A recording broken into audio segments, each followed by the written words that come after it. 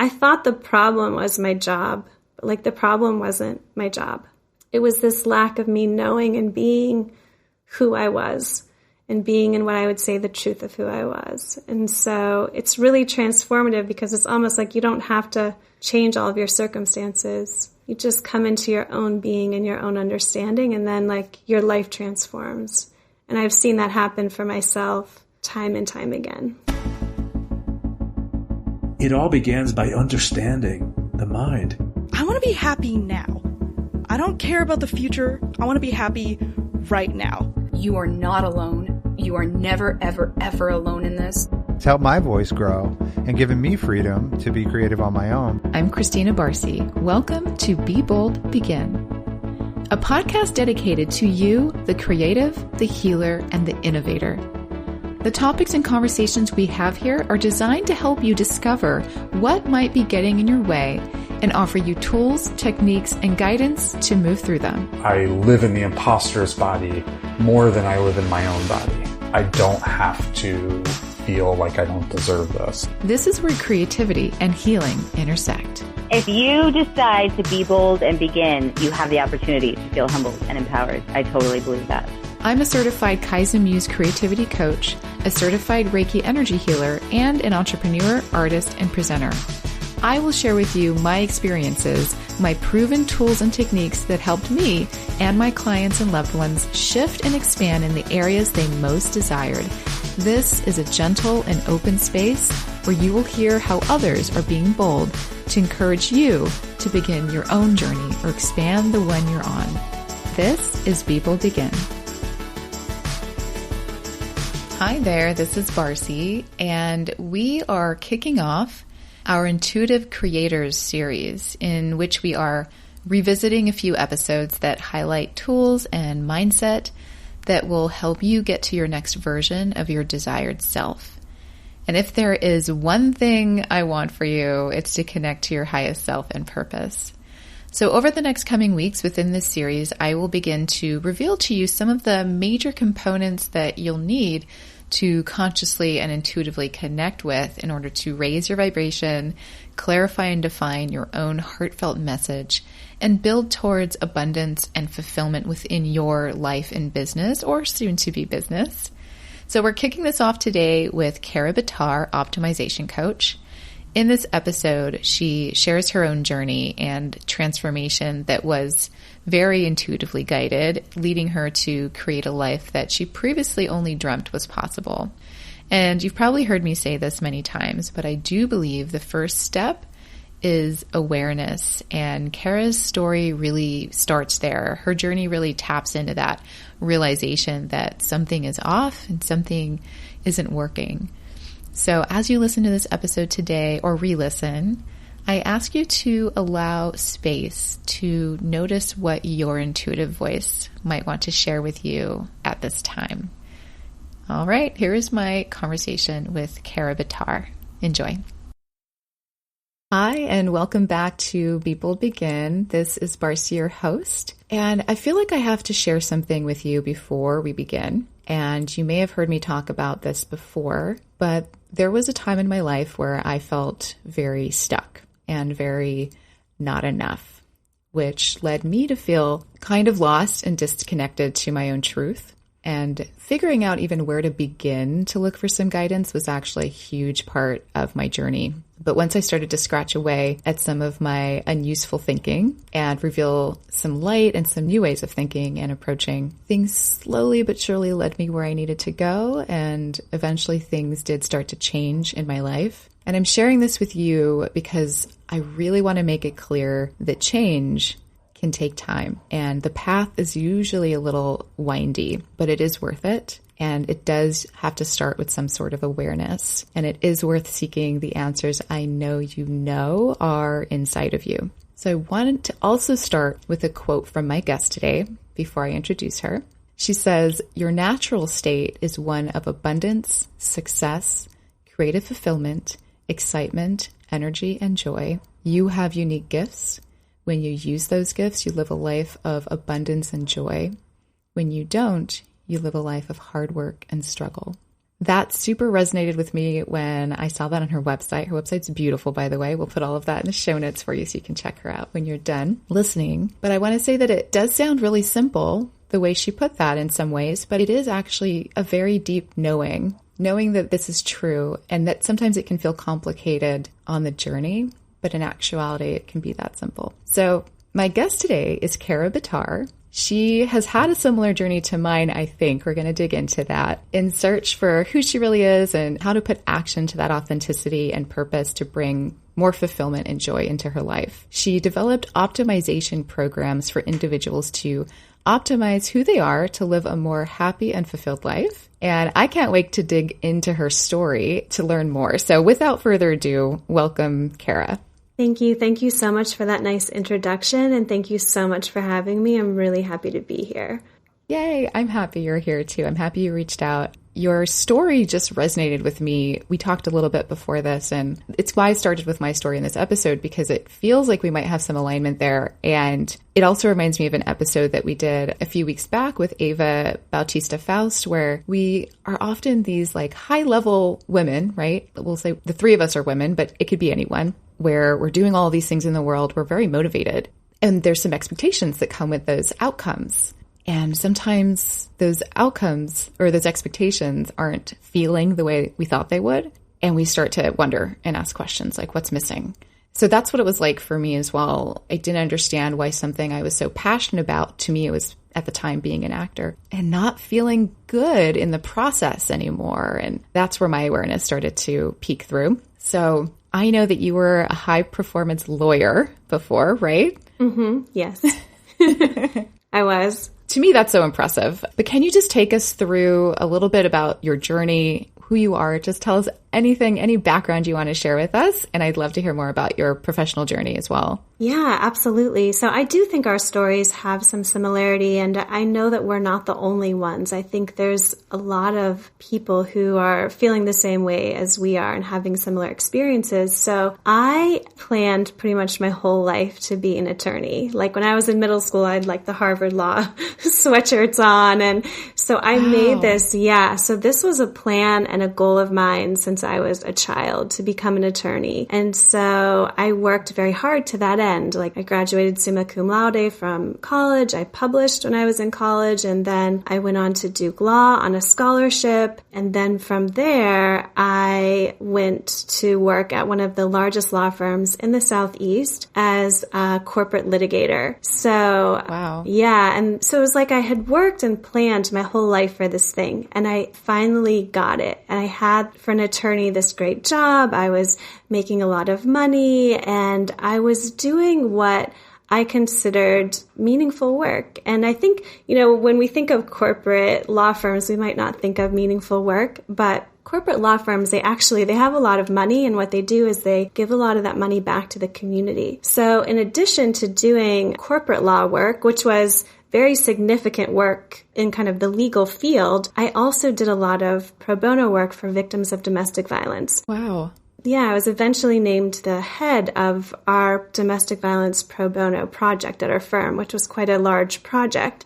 So I have this, this really good job. And on top of that, I really appreciated the people I worked with. I respected them. I felt respected and appreciated by them. So I think people, again, they have these kind of ideas of, big law firm, big corporate law firm. It's like cold. And no, I mean, these are people, like they're people in those law firms. You know what I mean? I came to really care about those people, and I felt like they really respected me, and I worked there for a number of years. So I gained their respect. I had everything that I thought I wanted. And, I had this cute little house in the city that I bought. And, it was just like I had this beautiful wardrobe, and I could go on beautiful vacations and like all the things. Wow. But even though I had all of this, I was unhappy. I would say like deeply unhappy. And I did not know why. I just kept kind of looking at my life being like, well, I should be happy. And I didn't feel fulfilled. It was like I was doing work that on paper was meaningful, and I'd have these clients, especially with the pro bono work I did, just be so incredibly appreciative of me and of my work and how I helped them. And it was like I felt kind of like nothing. It was this really fascinating thing. And so eventually I did end up leaving that job. And it was an incredibly hard decision for me. It took me, quite frankly, years to finally get up the courage to do it. Can you actually give us a sense of the timeline? I think that really helps understand like what this journey is like. That it's like, okay, I realized I was unfulfilled and then I quit, which is what happened. But like you said, it was something you probably wrestled with for quite a while. And it seems like you were at this job for a number of years. Can you tell us how long you were there and then how long it took for you from realization point to actually make something happen for yourself? I left in my 6th year of practice.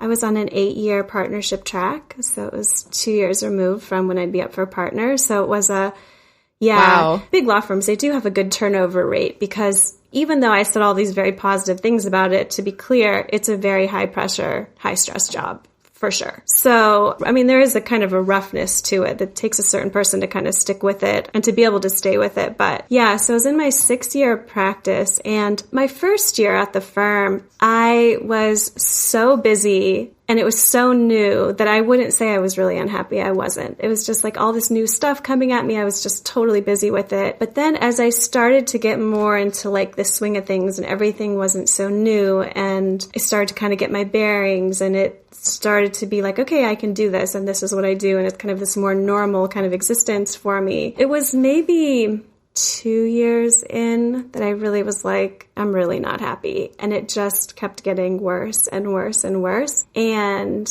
yeah, I considered leaving probably even after my first year. I just I had this great job. I was making all this money. I had everything that I thought I wanted. And I just kept telling myself, no, I should be happy. Yeah. And how hard is it to justify to other people too, and justify it to yourself leaving once you finally quote unquote achieved your life goal, it seems, that you've been working towards since you were young? I would kind of beat up on myself in a way, no, I should be happy. I need to make this work. And so that's what I did. I did everything I possibly could to make that work, have some level of feeling good about myself and about the job. Even while I was working, I did all sorts of things. I didn't have that much time to do them, but anytime I had an opportunity, it would be I'm going to go get this treatment there, or try this new healing modality here, or listen to this person here, read this book here, whatever it was. I was constantly trying to make everything work and make myself stay there. And so quite frankly, it took me years to get up the courage to do it, because the thing was, I worked at a big firm. They had a lot of connections. I had a great resume. So if I wanted to get another job in the law field, I could have. But I felt like if I was going to leave that job, I was just going to leave. And I didn't know what was going to be ahead of me, because it was there was a part of me that kind of blamed the job because it was so high stress and high pressure. But there was this other part of me that was if I just go to another job, it's going to be different faces, different places, but I'm going to feel the same. Mm-hmm. So the hard thing for me was I felt if I leave this job, I'm just leaving and I don't know what is ahead of me. I don't know what I'm going to do. And for someone who had a plan pretty much their whole life, walking away from something with no plan, that fear stopped me for a number of years from leaving, basically. And when I did finally make the decision to do it, it was I just kind of got to the point where it's something has to change.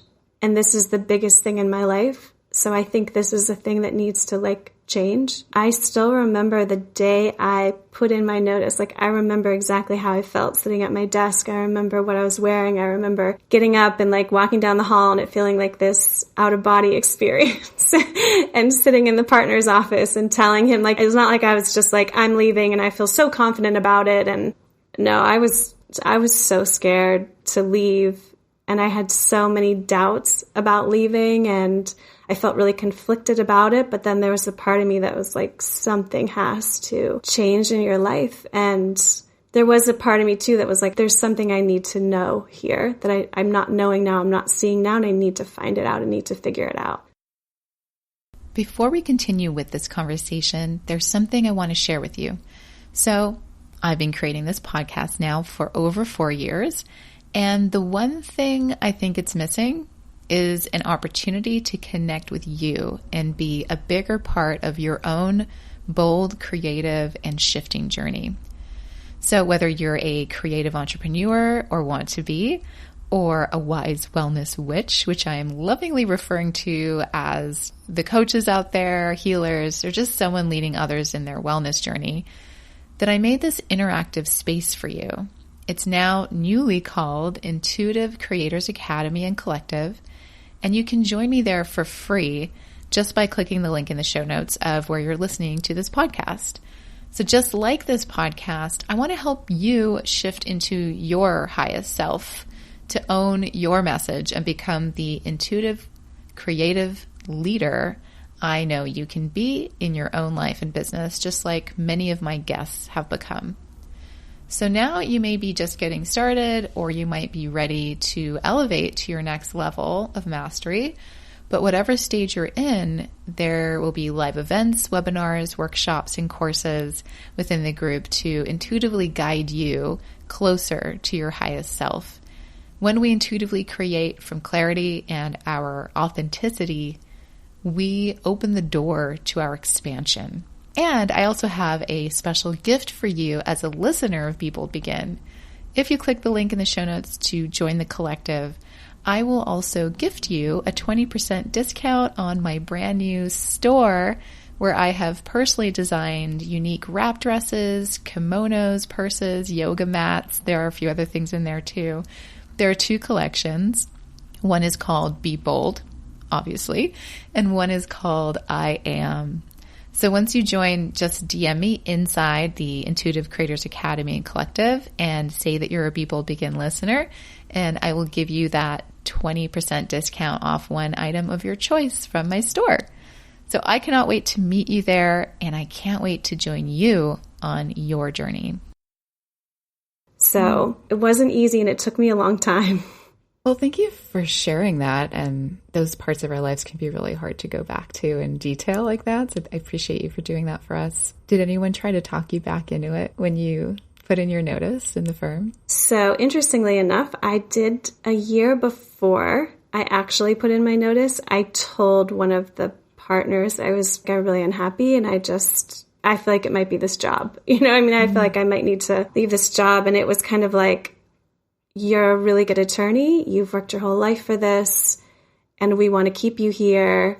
What will it take to keep you? And I was not expecting that at all, especially from like a big corporate kind of law firm where people are just trying to get, everyone's like wanting those jobs. And then for them to basically be like, what is it going to take to keep you? I never expected that. So of course I'm feeling totally flattered by this. And so I stayed. And again, from outward appearances, things looked so good. Like outward appearances, it looked like I was doing this great job, and I was happy, and we were supposed to have a conversation about me, like kind of the extra things I could do. Because it's like, okay, you've stayed, now you're kind of good, right?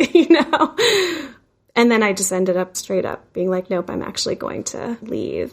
So it took a couple of times. It did actually. Right? It did. Yeah. It took a couple of times. And, again, I do think part of me knew that I was going to leave that job, but it took a couple times. I think we all have, well, maybe not all of us, but we all have the possibility to have this realization in our lives of what might need to happen next, because we all have that knowing. It's just a matter of what it takes for each of us to create action for that knowing, and how certain we know that the next thing needs to happen, even if we don't know what that next thing is. Right. I quit my job, of course, on Labor Day weekend, because I'm an artist, and that metaphor worked for me. But it just hit me one day in a car on the way to work. I was like, oh, today's the day I quit. Interesting. And I waited a year. I had the knowing a year before as well. So I guess somehow I knew you had a similar story there. So thank you for answering that question, honestly. And I waited for a more knowing moment, even if I didn't know exactly what I was going to do next either. I didn't save my money forever. I had a short runway for most people compared to people who plan for, starting a business or whatever that looks like. And so I relate to that. That's why I'm sharing that. I do relate to well, I did it. Now what? Let's see. I mean, again, people leave jobs, and people left the firm I was at. Many people left while I was there, but they had a plan. It's like, I'm leaving and I'm going to go to this job here. And it was like, no, I'm just I'm just going to leave. I mean, maybe there's somebody else who's done that in the history of the firm. I don't know if anyone has, it's just like, no, I'm just going to leave. It's like, do you have a plan? Nope. I'm going to leave. Well, that's a good point. It's probably really unique and not to categorize, but for someone who goes on a path like yours, which has so many steps and is so stressful and has got a lot of moving parts to maintain that path, even when you're on it, for someone to walk away because they're listening to their heart without making a linear move is probably extremely rare and unique. So yeah, I like that you pointed that out because I find it interesting. The people I know in my life who are similar to you, where they are executives or they're lawyers or they're, working in what we consider like high level corporate jobs. And they have these connections they make with themselves that we may think are uncharacteristic. But like you said, everyone at the firm was a human who cared about other humans.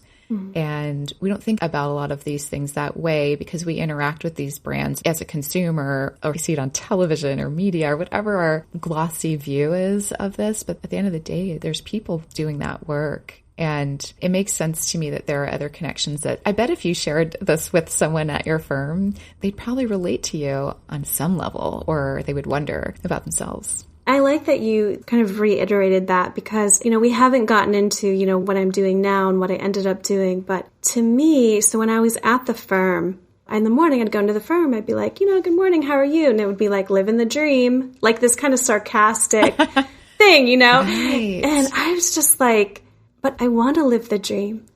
Like, I want to live the dream. Like, I worked really hard to get here. Like, I want to live the dream. And I'm looking at these other people that I'm working with and I'm thinking, you are such exceptional people. You've worked so hard to get here and you're so disciplined. And I know, again, people have kind of concepts of lawyers, but the people that I worked with, they really had such integrity, most of them, in what they did. And they were doing it with such they wanted to really help people. They wanted to do something that was noble or whatever you want to call it. They had these really good intentions. I know this isn't just the people I worked with. I know this is people. And to me, it was just this biggest travesty that we've got these people who have, worked so hard and given so much and who are so exceptional. And I'm not saying just lawyers are exceptional. I think people generally are exceptional. But it's I'm looking at them and I'm looking at myself and I'm like, I want those things. I want to be passionate about life. I want to be energized by life. I want to be, living the dream. I want all of those things. And to me, it was just a travesty.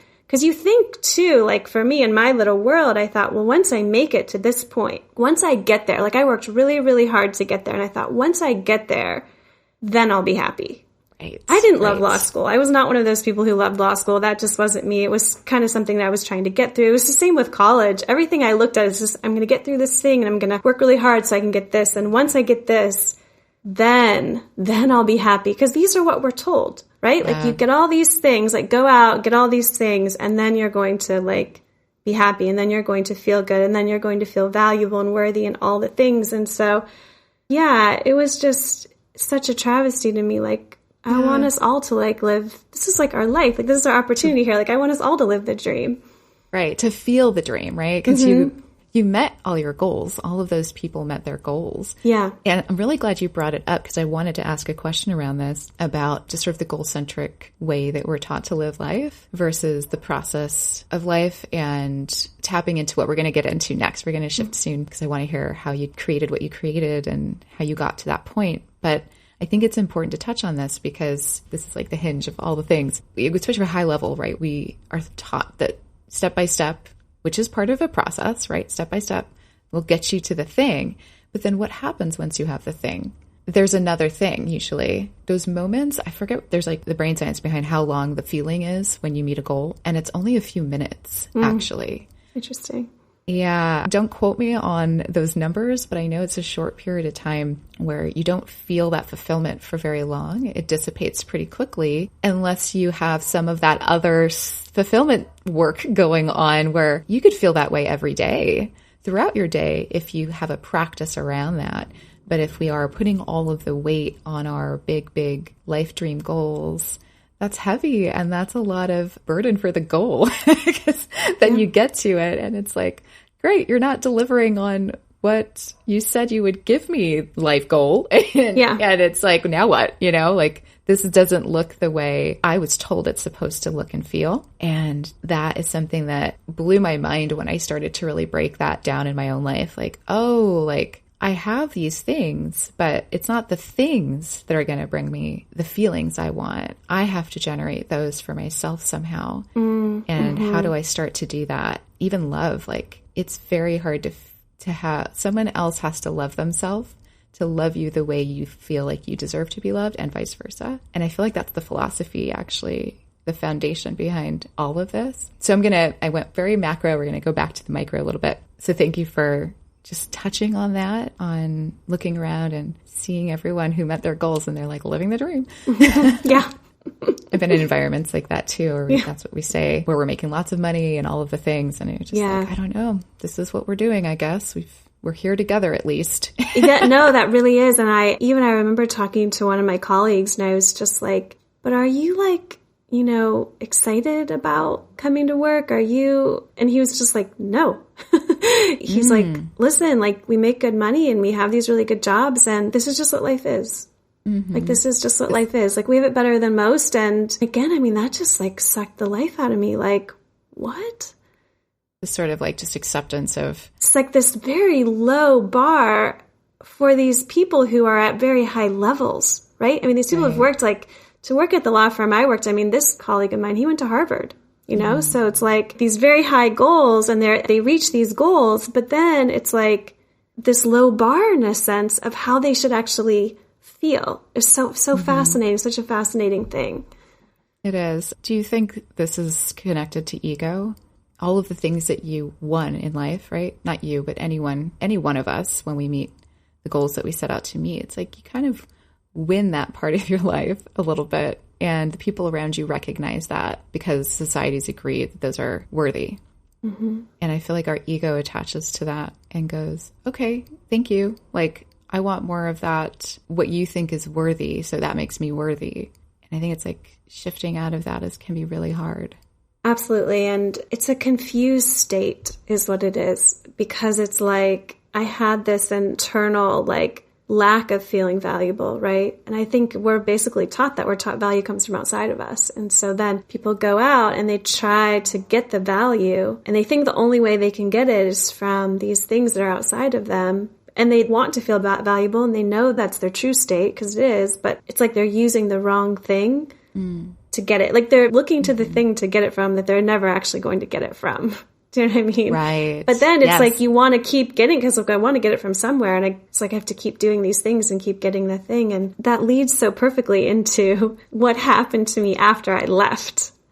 Okay, please share. And thank you for clarifying that part. That was really clearly put. Yeah. So after I left my job, I didn't have complete clarity here, right? Like I didn't know why I was so unhappy. I thought it might be my job. I kind of blamed my job. But then there was part of me that was like, something else is going on, which is why I didn't just pick up a new job. But there was this part of me that was like, give me 2 weeks away from this job and I'll figure something out. Because it was so high stress. It was so high pressure. So it was like, give me 2 weeks away from this job. I'll figure something out. I could not have been more wrong about this. So, I mean, at the same time, though, I was like afraid. I was like, I'm going to leave. I'm going to have nothing to do. But then there was a part of me that was like, give me a little bit of time and I'll figure things out. So I left. And after I left, it was like, I just completely like crashed. Like I realized I was not in a good state of health. I had basically been operating on adrenaline for years. And when that adrenaline went away, it was like I just crashed. Like everything in my body ached, and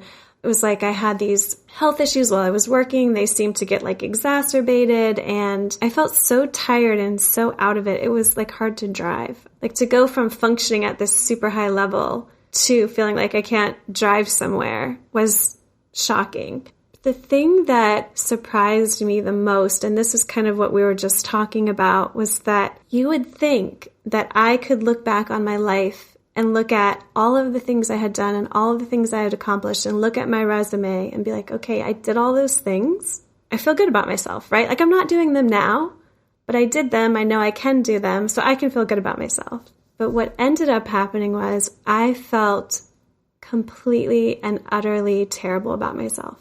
I felt completely worthless. It was like the fact that I did all those things, it didn't matter at all.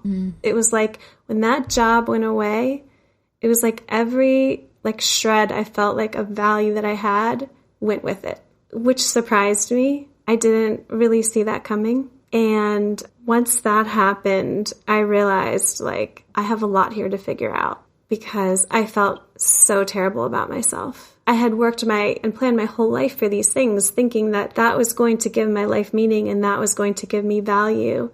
Or even just the fact that I could in fact do those things would give me some level of value. And then to realize that I felt completely worthless. So both of those things, like how my health was, and also the fact that I felt worse than I did when I was working. It really showed me like, okay, I have a lot to figure out here. That must have felt devastating at the time. At the time it did, yeah. And two, of course, it wasn't like I just left that job in this state of like, oh, I'm making such a good decision here. I'm just going to like leave this job. Like I didn't. I wasn't sure what the right thing to do was. And so then, of course, when I leave and I feel so terrible, it makes me question the decision. Like, oh my goodness, maybe I made a wrong decision here. So how did you work through that? Did you spend time working on your health, your body health first? Or I'm just curious what that was like for you. Or did you just pause and just live in that feeling for a period of time? Sometimes we need to do that first. Yeah, I didn't pause. I was like, this feels terrible. This needs to stop. What I did is I basically said, okay, this is what I'm going to do. I'm going to spend all of my time figuring things out. And so I'm going to read as much as I can, research as much as I can. What I did is I saw all these different types of healers and practitioners, and I took all of these courses, and I did all sorts of things for my health, like cleanses and colonics and saunas and float tanks. And like I was just constantly reading, what can I do to help my health? What can I do to help myself?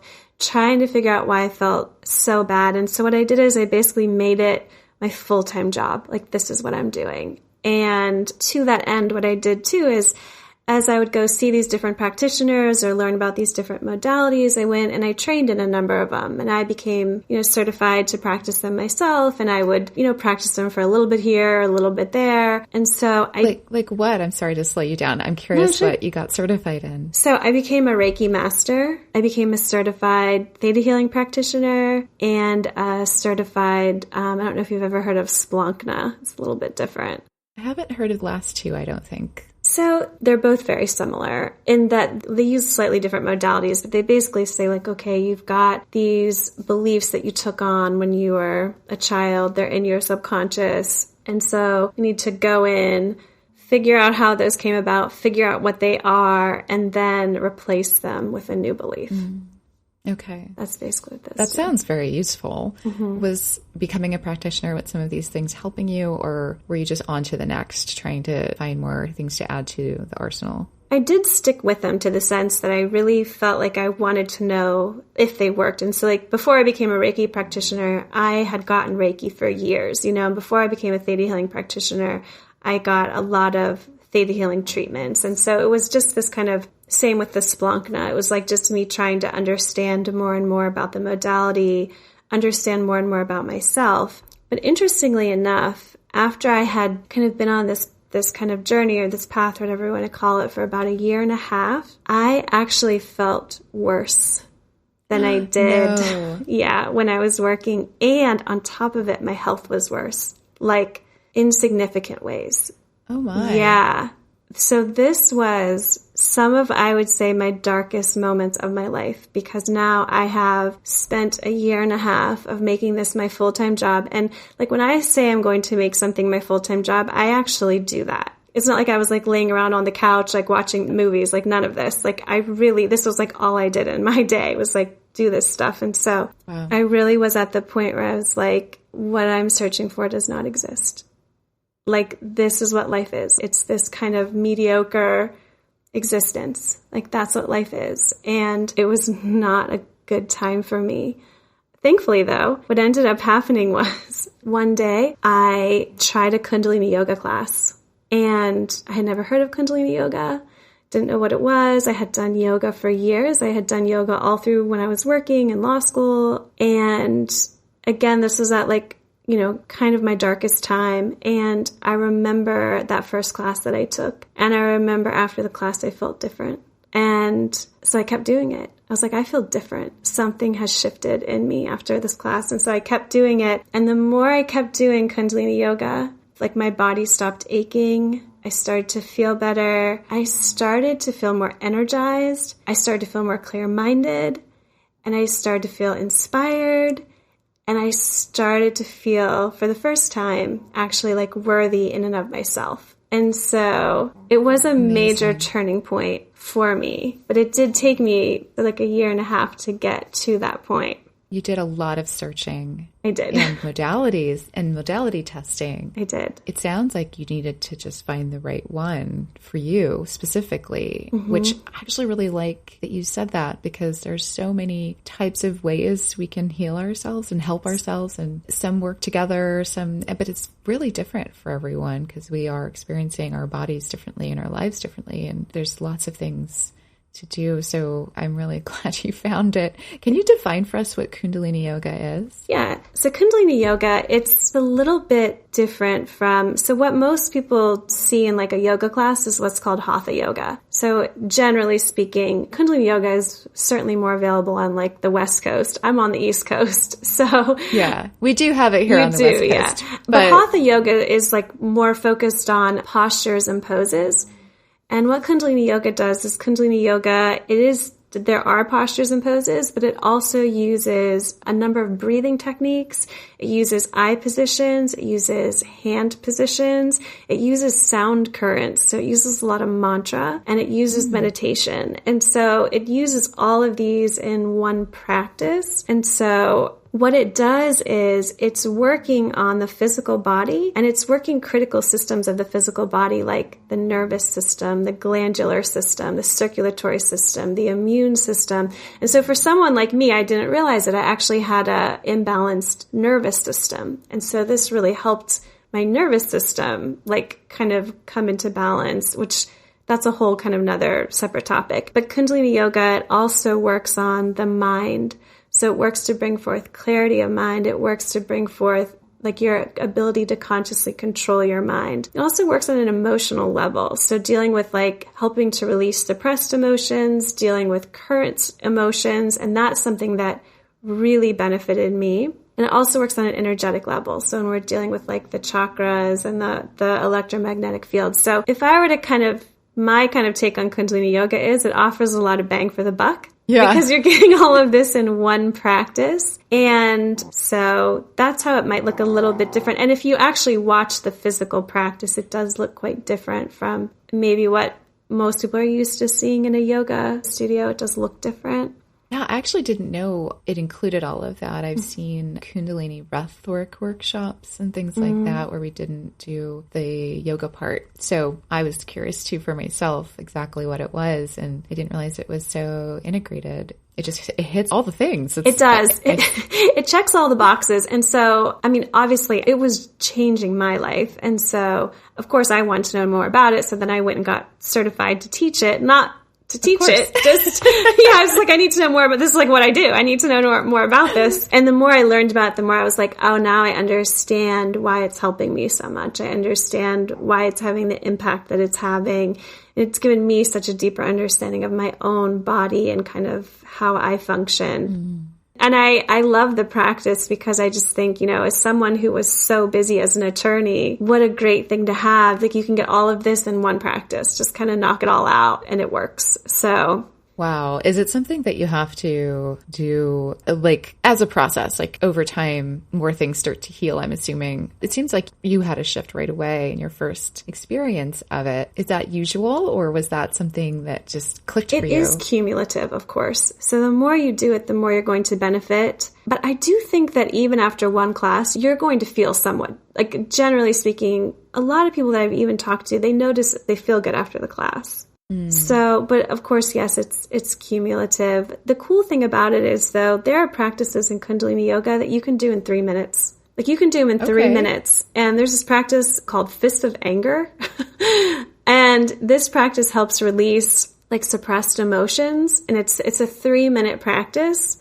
oh my goodness, I mean, you do this practice for 3 minutes, like you're going to feel different, especially if you're doing it for 3 minutes a day. Oh, wow. Yeah. So I would say and the way I currently use Kundalini Yoga is I do teach classes, but I also understand that people are really busy and they have a lot going on. And of course, I believe in committing to things that will help you. But at the same time, I understand people are really busy. And so how I kind of utilize it also is I'll just do this 3-minute practice. Like take this 3-minute practice, do this 3-minute practice, do it for 7 days and see how you feel. Is that something you can describe? Would it make sense if you described it right now?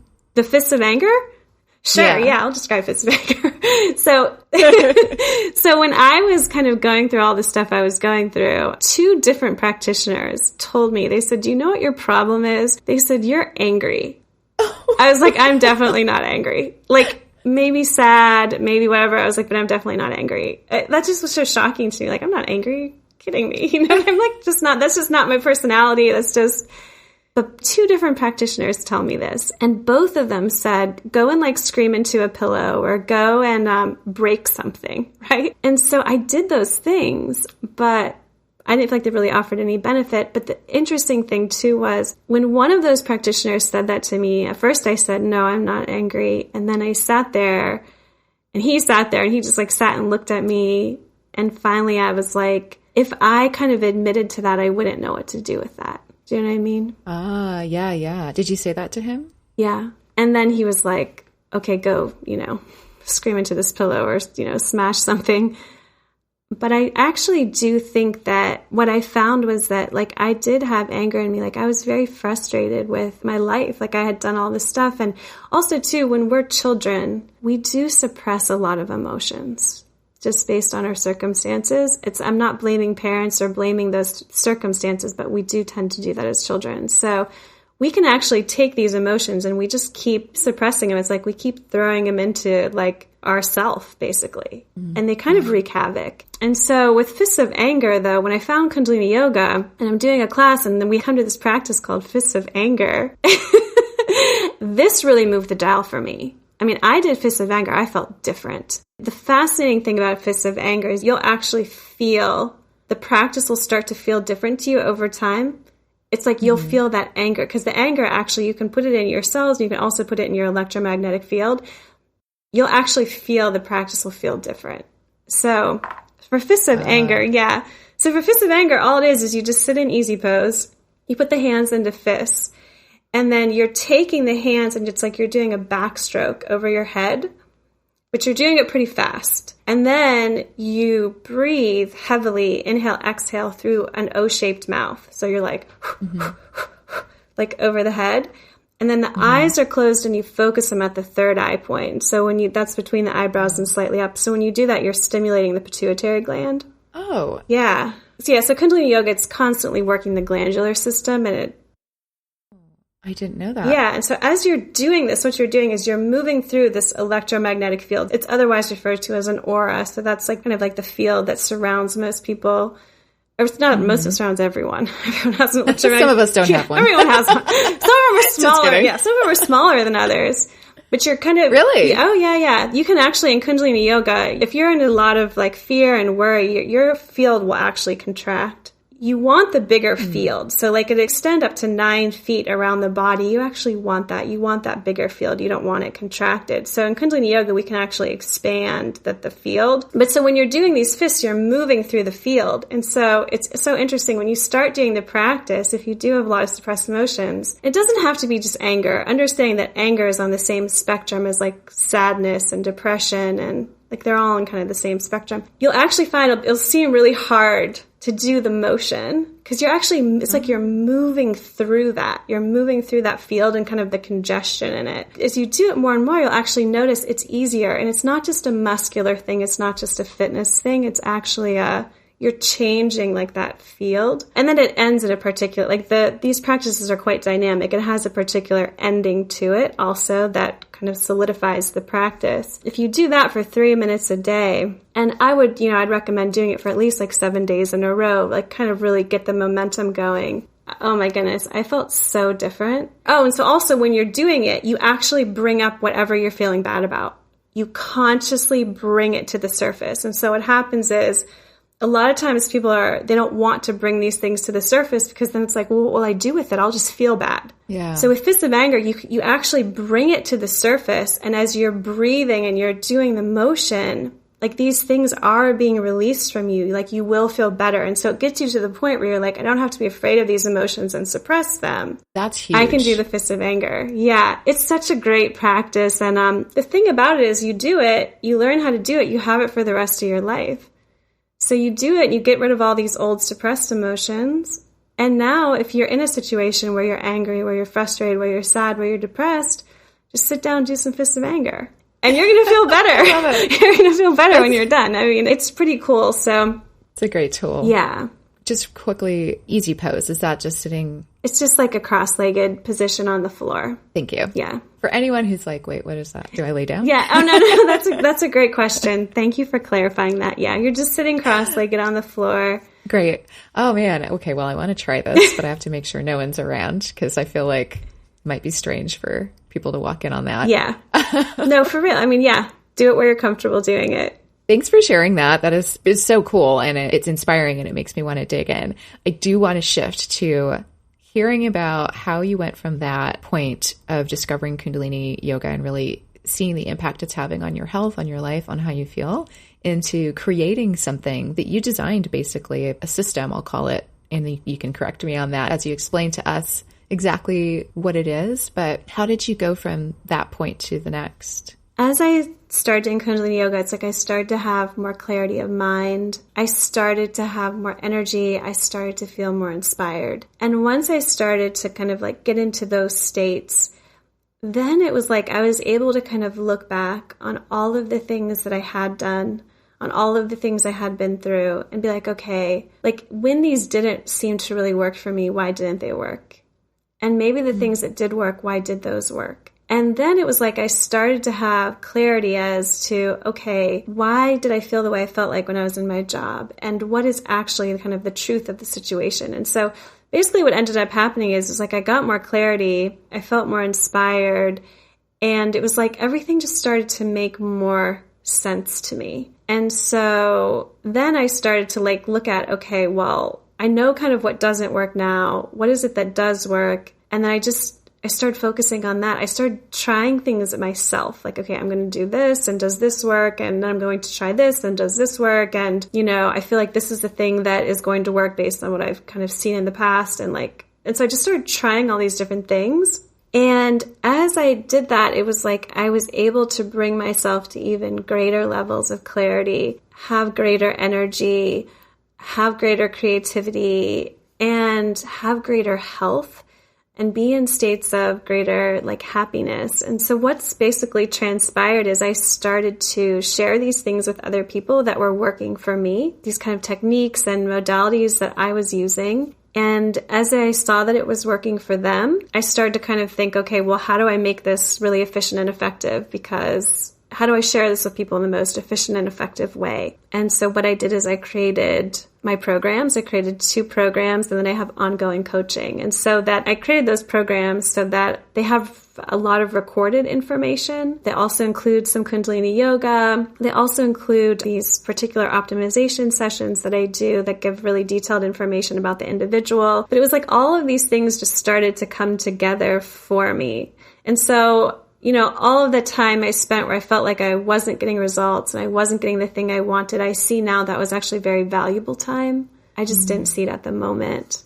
But it's painful. Yeah, it's painful. But it's all accumulated into these programs that I developed. And they're really just about what's an efficient and effective way for us to be in what I call the truth of who we are. To live the lives where we're energized, where we're in states of abundance, where we're in states of our own creativity, where we're in states where we know our own power, where we're in states where we have good relationships, where we're in states where we're in, situations that we want to be in. So, yeah, that's how those came about. That's the core of life in the way that you're describing it. And it's interesting how you say, it just started to form for you with all of the difficult, painful work, right? The part where we are unclear. Feeling unclear can be really painful. Yes.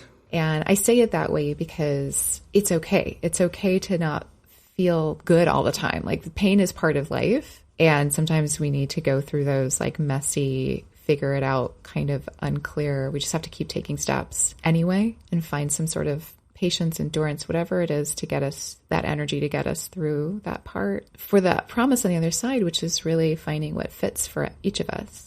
And then I love how you did that. And now you're giving it back to others. I love what you call it. I love the word optimization because it feels empowering. That feels like you can become your most true self, your most optimal version of how you want to live, maybe. Is that how you identify with that? Or yes, it's empowering. And so I didn't want it to be from a state of like you're in this kind of disempowered state and then you... Yes. I don't want people to feel like they're in this currently disempowered state. Like I almost feel like sometimes, I'm not criticizing this, but I almost like sometimes with the word healing, it's like you want to get to this like kind of, I just don't want to be sick. You know what I mean? Right, what right. I now know is possible for people. It's not just not to be sick. Right? It's not just not to be in pain. It's not just not to be in fear, right? It's to be in these states where we are reveling in this experience. We are reveling in our own magnificence, where we're reveling in our own creativity, where we're like reveling in how much love that we are and what an amazing thing it is to be in this experience as ourselves. And I feel like what happens is sometimes we set this kind of low bar for ourselves, which is kind of what I saw when I was practicing. You know what I mean? It's like we have this concept of like being in states of disease, being in states of worry, being in states of fear, being in states of stress, being in states where we're like, our job's okay, or my relationship is good enough. It's like we've taken these and we've acted like they're normal. These are not normal. These are not our fundamental nature. What they've become is they've become normalized, but they're not normal. And so in these programs, what I'm really setting forth for people, and the reason I use the term optimization is because I'm reaching up here for you because I know that's what's available for you. And believe me, I did not know this was available for myself. You know, it is available and we can have such different experiences of our lives. And so in these programs, what I do is I set forth, like just kind of making this very like kind of succinct, but like I set forth first an understanding of like who we are and how we function. And most people might say, well, I think I know who I am and I know how I function. And I would say I would have said the same thing. But if someone's operating, again, in these states of fear, worry, stress, overwhelm, kind of low level of like joy, I would say actually, you know, who you are is something far different from that. But when we understand who we are and how we function, then it's like we can be in these states that are, something that energizes us and excites us and something like that we're excited to be here for. And so, in the program, what I set forth is like first, like an understanding of like the knowing and the power that we each hold as individuals. And this is critical right now because what's happening in this, like we're in what's called the technological age. People call it the Aquarian age, where you have this like massive amount of information available to us and massive amounts of opinions. And so it's like, what's kind of the thing that guides us in this? Because even the opinions that you have, like you'll have like scientists, you'll have doctors, you'll have these very reputable people saying opposite things and both having reasons for them. So it's like we need to understand like the knowing and the power that we hold. And then also an understanding of what our unique gifts and talents are.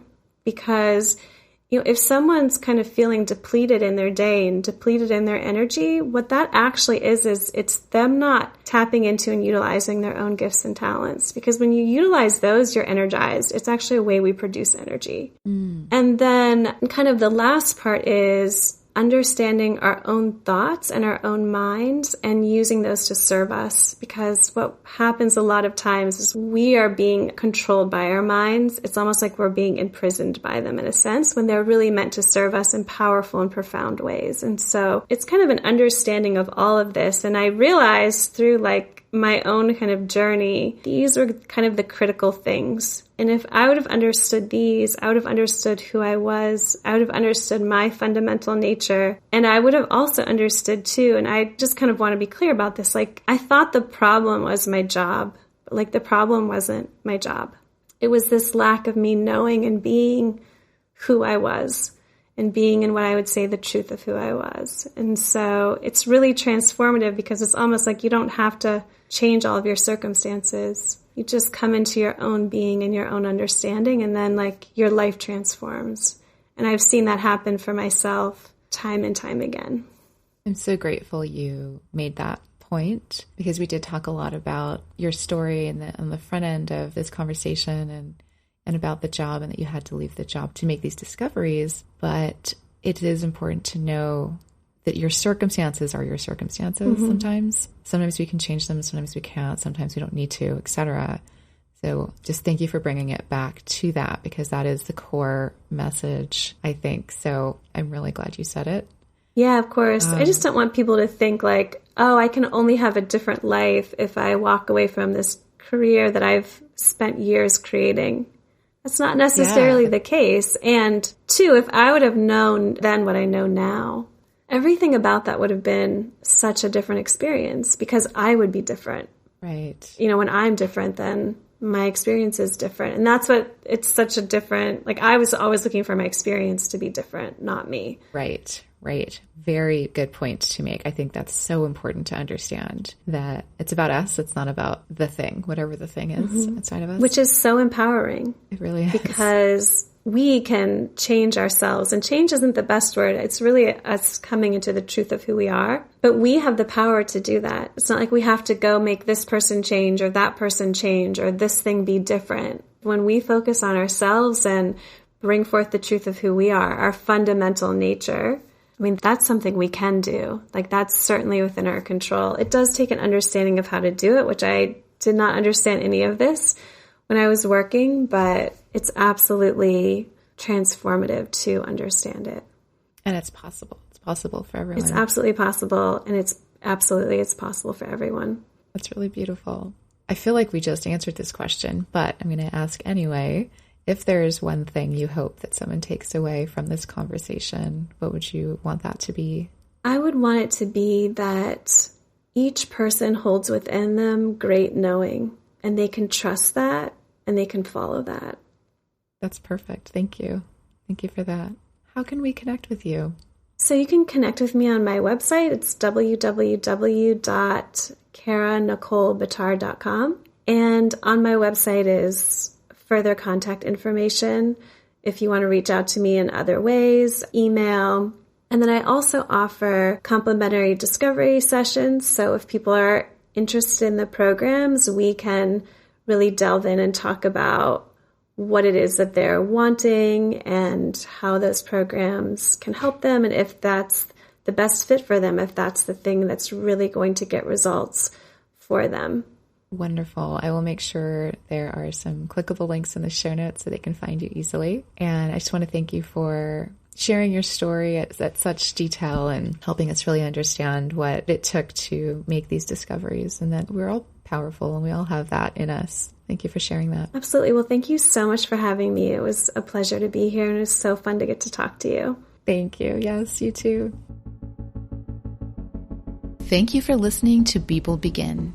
We hope that these episodes inspire and empower you to take your next steps in your own intuitive journey towards a life or business that feels clear, authentic, and aligned. And if you're ready for more tools and guidance like courses and free events, then I'd love to invite you to my new Intuitive Creators Academy and Collective. It's free to join. Just follow the link in the show notes, and remember to DM me once you get there to receive a special gift for being a listener of People Begin. I'll look forward to seeing you there.